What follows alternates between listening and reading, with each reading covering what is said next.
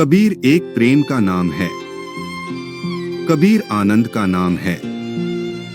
कबीर एक दर्शन है जिसका संगम प्रयाग संगम से भी ज्यादा गहरा है। कबीर ये कुरान और वेद का मिलन है। कबीर का मार्ग सरल और साफ है। यहाँ कोई पोपट पंछी वाला हिसाब ही नहीं है। यहाँ सिर्फ एक ही शर्त है। अगर कबीर जी को समझना है तो निर्दोष और कोरा मन चाहिए। और पूरे जिंदगी में हम जो कूड़ा करकट अपने दिमाग में भरते हैं उसको पहले हमें बाहर फेंकना पड़ेगा। तब जाके कबीर जी को हम समझ पाएंगे।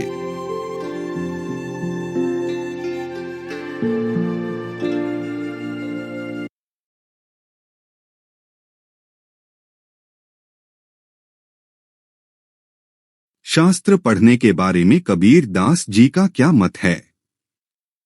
संत कबीर दास जी के हिसाब से किताबें पढ़ने से अच्छा तुम खुद अपनी राह पर चल के अपना अनुभव करो।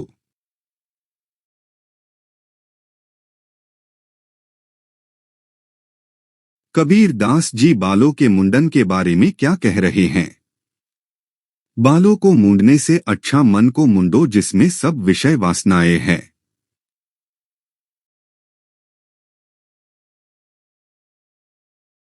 कबीर दास जी तीर्थ स्थान में स्नान करने के बारे में क्या कह रहे हैं? यदि तीर्थ स्थानों में स्नान करना अच्छा है तो उन स्थानों में निवास करने वाले मेंढक का जीवन तुमसे भी सर्वश्रेष्ठ होना चाहिए।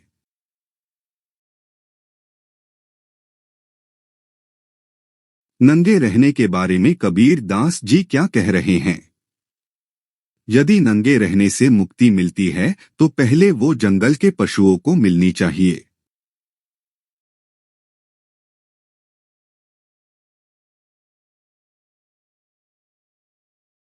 तीर्थ, मन और शरीर के बारे में कबीर दास जी क्या कह रहे हैं?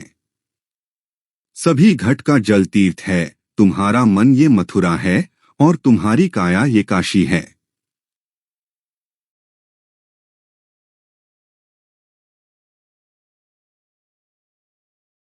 कबीर दास जी के हिसाब से ईश्वर को कैसे जाना जा सकता है?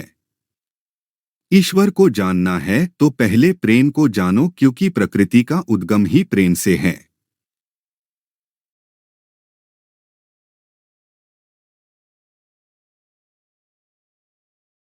मनुष्य के बारे में कबीर दास जी क्या कहते हैं? मनुष्य ईश्वर की सबसे बड़ी खोज है, इसलिए कोई बंधन उसे छोटा और संकीर्ण नहीं कर सकता।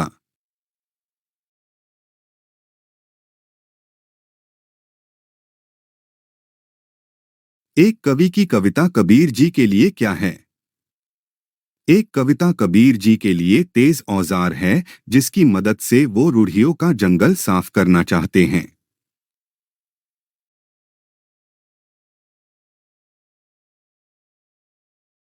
कबीर जी के हिसाब से मोक्ष प्राप्ति के लिए कौन से स्थान का चयन करना चाहिए? जिसके हृदय में राम का वास है, मोक्ष प्राप्ति के लिए सभी स्थान उसके लिए समान है।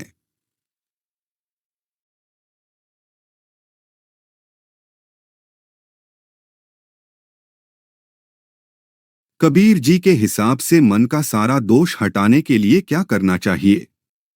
मन का सारा दोष मिटाना है तो बस एक काम करो, मन के अंदर जो मैं बैठा है उसको हटा दो।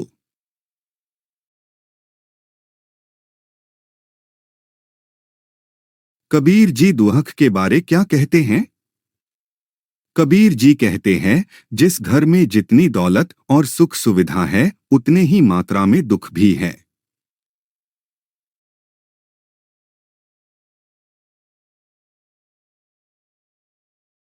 कबीर जी के हिसाब से मनुष्य माया से कैसे घेरे रहता है? माया दीपक की लौ है और मनुष्य पतंग की तरह है जो बार बार उसके ऊपर मंडराता रहता है।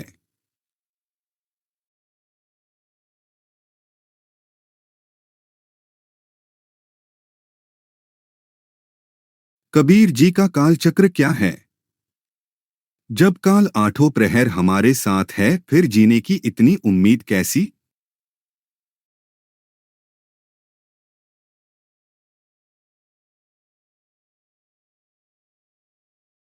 कबीर जी के हिसाब से मनुष्य को काल का स्मरण कैसे करना चाहिए? माली ने फूल तोड़े और जो कलियां थी उसकी बारी कल आने वाली है, वैसे ही मनुष्य की उम्र पूरी हो गई तो काल के मुंह में वो जाता है, और जिसकी उम्र बाकी है उसकी बारी आने वाली है।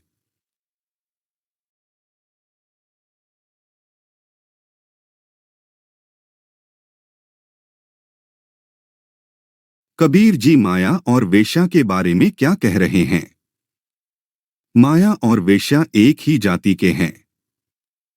आने वालों का वो स्वागत करती है और जाने वालों से बात भी नहीं करती।